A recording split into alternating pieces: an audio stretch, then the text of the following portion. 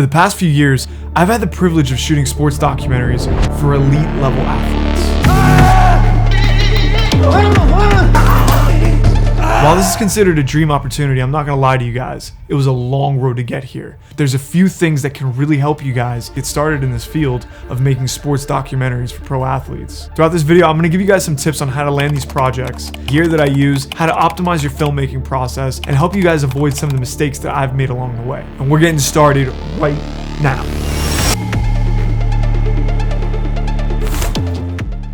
Now, before I give you guys all the secrets that completely changed my life, I want to first let you guys in on a few hard truths about shooting docs for pro athletes. And that is, most athletes are not going to want to pay you what you're worth. That's just the truth. In fact, I don't make $1 from these athletes. But don't worry, because I'm going to tell you guys how I'm able to make these awesome projects and make a lot of money doing it. So the question is, how do you actually get paid to do this? Believe it or not, the number one way that I actually draw an income from doing these videos is from companies that actually sponsor these athletes already. Now, this might be an energy drink or a sports supplement company, and I approach them with the idea of making a short documentary about one of their athletes that they're already sponsoring. And the whole angle that I go about doing this is letting them know how I can showcase their product and integrate that into this documentary. And I've actually reached out to a few different companies before and had my entire projects funded and got paid a good amount of money to do this. Now, my suggestion is making sure that you take the time and put together a proper pitch deck. And if you guys want me to make a video on that, I totally will. Just drop some comments down below and make sure to like this video and let me know that you guys are looking for something like that. Now, another way that I generate an income from this is through my YouTube channel. Whenever I make a documentary, I make sure that I shoot a lot of BTS content and I make videos about making the project, which draws in a lot of viewership and sponsorship through my YouTube channel. And then another way that I monetize this is, depending on the deal that you have with the athlete, you can actually use the footage that you shoot for this documentary as stock footage to sell back to sites like Artlist or Film Supply and have people or other filmmakers license your footage. And then the last way that you can monetize this project is through distribution to streaming platforms. Now, this is definitely a home run and something that I'm sure everybody would want. But in order for your project to actually get distributed and make money, or to get greenlit to get the funding to make a feature film or a docuseries, this to me is like a home run hit, and there is a way to go about doing this. But in my experience, I've made a lot more money off of sponsorships and YouTube than I have selling and distributing my films to major streaming platforms. So now that we have an idea of how you can actually go about monetizing this project, the next question is, where do you start, and what if you don't have any prior documentaries that you made for other athletes?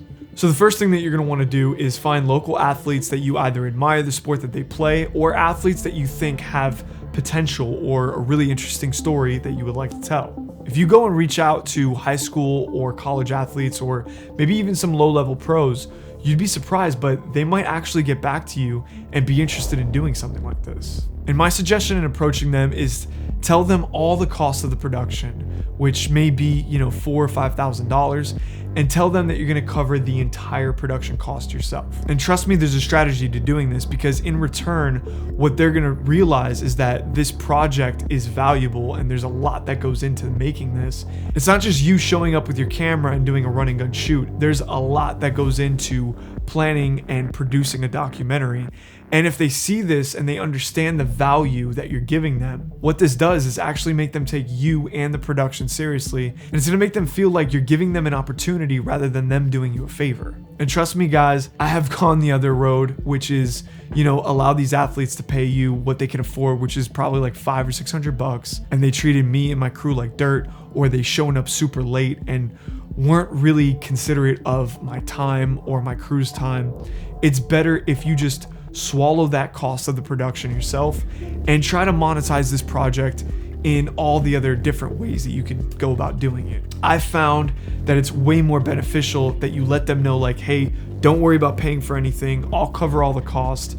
Just show up and make sure that you're here on time, because we're spending a lot of money to do this. Now, once you have your idea and you have your athlete, it's time to start planning and producing your film. And I have a ton of free videos on my channel that break down every step of this process. And if you guys want to check those out, I'll leave a link right up here, and you guys can go and check out everything from the pre-production to the post-production process. Now, I know this sounds pretty obvious, but my suggestion for this is go all out on this project and make it the best you possibly can, even if that means hiring a crew or renting some gear and spending your own money. Invest in this project, because this video right here is the video that you're going to start sending out to other potential athletes or sponsorships and building your social media pages with to attract more clients and athletes in the future. So let's just say you've gone through, you produced this really awesome piece of work. Now what? About 5 years ago, I was working on a project called Westside vs. the World, and it was a documentary about powerlifters. So I started posting some footage on my Instagram account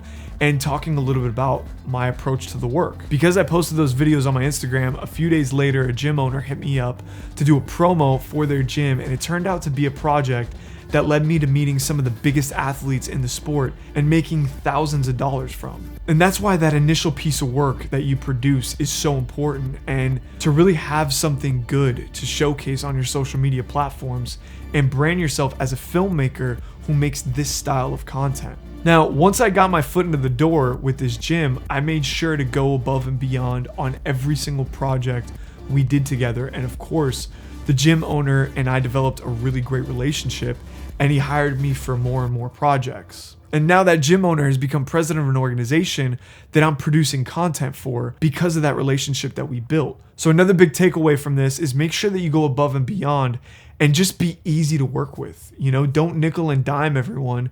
Just show passion for what it is that you do, and they're going to want to continue to work with you guys. So really quickly, I want to address some of the gear that I use and some recommendations that I have to you guys that have been just a huge lifesaver when making this style of content. For starters, a good rule of thumb is try to keep your gear as simple as possible. When you're filming sports or really any kind of documentary style content, I really go by the less is more rule. In my opinion, it's far more important to be extremely comfortable with whatever gear that you have rather than a bunch of really expensive high-tech film gear that you're just learning or you might make mistakes with. That's why I almost never use a gimbal on these kind of shoots, because to balance it and charge the batteries and just have all that extra gear is just too much room for error, especially when I'm in a lot of running gun situations where I might have to do a lot of different camera setups or get in a lot of small tight spaces, and I might not have time to charge batteries or lug around a bunch of equipment, which is why my first recommendation is getting an Easy Rig. This is a piece of gear that I think every documentary filmmaker should own because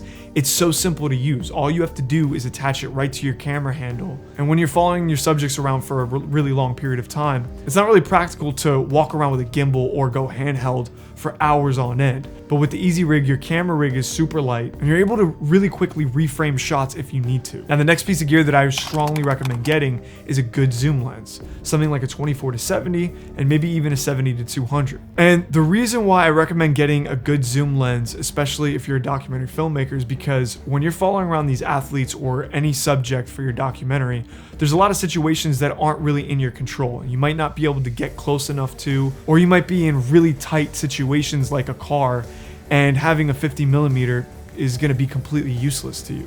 So if you have a zoom lens, you're going to be able to adjust your focal length to whatever you need to fit the situation that you're in. Now, I'm not going to talk too much about cameras, but the truth is that if you bought any camera in the last 3 years that's in the price range of about $1,000 to $5,000, chances are you got yourself a really good camera that is probably capable of getting really good quality film footage. But one really important aspect of documentary filmmaking that I want to touch base on, especially when it comes to gear, is good audio equipment. Now, for audio, I have two recommendations. Number one, I always recommend for documentary filmmakers to get a wireless lav set. When you're filming verite footage and you're out in the field and you just throw this microphone on one of your subjects and follow them around, it is priceless to get that audio, especially when you're in situations where you know you're not going to be in close proximity or you can't control the distance between you and your microphone and your subject. Having a wireless lav mic is a lifesaver and a must-have for documentary filmmakers. The next thing that I recommend getting is a good shotgun microphone, and this is where you want to really invest your money in, because chances are, as a filmmaker, you're gonna buy one really good shotgun microphone, and it's probably gonna last you for most of your career. And I actually made a video on a complete buyer's guide for shotgun microphones, so if you guys wanna check that out, click this link right here and see how the different microphones vary in quality and price. Now, just a few quick tips when you're producing content like this.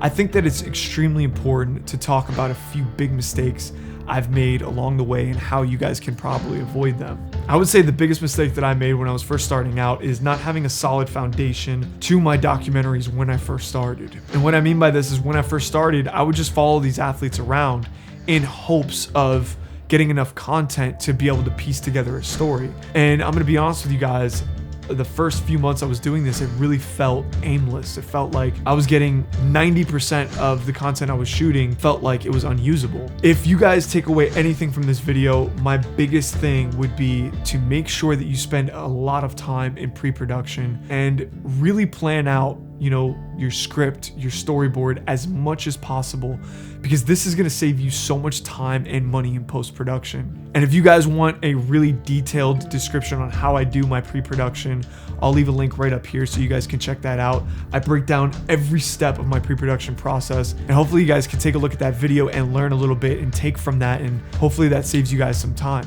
The next really important tip that I want to talk about is, you know, while you're making this documentary, you have to keep in mind that even while you have all this, you know, unfiltered access to follow this athlete, and you can follow them to their house and you can follow them in all these different locations and places, you have to know when to give them their space. You have to know when to put the camera down and let them just have a moment to really focus on what it is that they're doing, because we as filmmakers want to capture every little moment because we never know what's going to be super useful.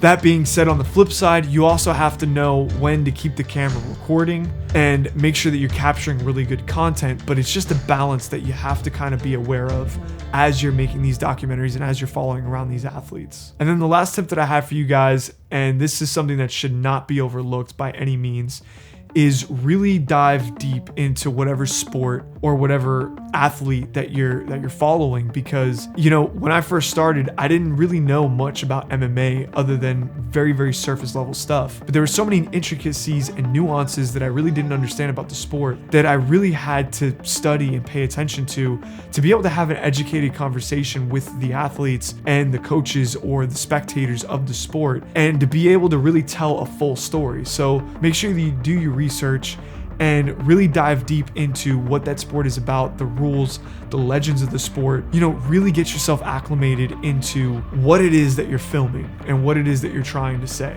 So I really hope this helps you guys get into this line of work. It's something that I really love doing and I'm super passionate about, and honestly, this is a video that I wish I had when I first started. You know, me and my team have taken everything that we have learned over the last few years, and we started putting together a documentary filmmaking course. So if you guys are interested in signing up for this course, I'll leave a link right up here or down below, and you guys will be notified as soon as this course drops. I'd like to thank you guys so much for stopping in and hanging out with me, talking about documentary filmmaking. I'll see you guys next week. Deuces.